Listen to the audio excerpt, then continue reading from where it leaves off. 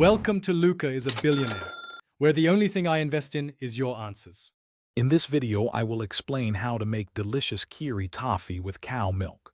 First, gather your ingredients: fresh cow milk, granulated sugar, and unsalted butter. You'll also need a heavy-bottomed pot and a reliable candy thermometer. Accurate measurements are crucial for success, so have everything ready before you begin. This ensures a smooth and enjoyable cooking process. Now combine the cow milk, sugar, and butter in your heavy-bottomed pan. Begin heating the mixture over medium-low heat, stirring constantly until the sugar fully dissolves.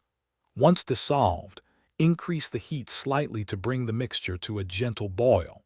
Remember to keep stirring to prevent any scorching on the bottom of the pan, ensuring a smooth base for your toffee. This is the critical stage for perfect toffee. Insert your candy thermometer and continue cooking, stirring frequently. You're aiming for a temperature of 245 degrees Fahrenheit, which is the firm ball stage. As it cooks, the mixture will thicken and transform into a beautiful golden brown color. Once it hits 245 degrees Fahrenheit, remove the pan from the heat immediately to stop the cooking process. Quickly pour the hot toffee mixture onto a buttered baking sheet or parchment-lined surface. Spread it evenly to your desired thickness using a buttered spatula. Now comes the hardest part: patience. Allow the toffee to cool completely and harden at room temperature.